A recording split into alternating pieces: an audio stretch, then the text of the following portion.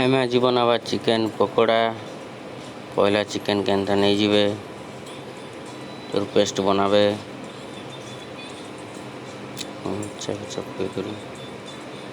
Grinding हो गला।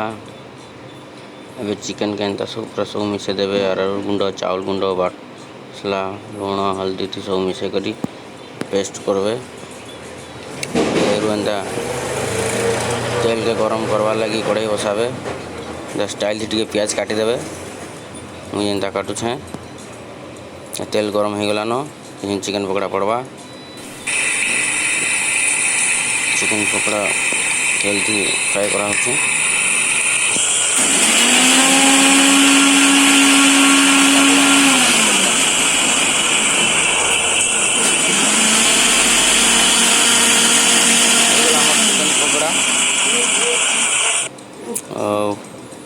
पूरा टेस्टी खाइले केंता लगे देख चटनी संगे वंडरफुल।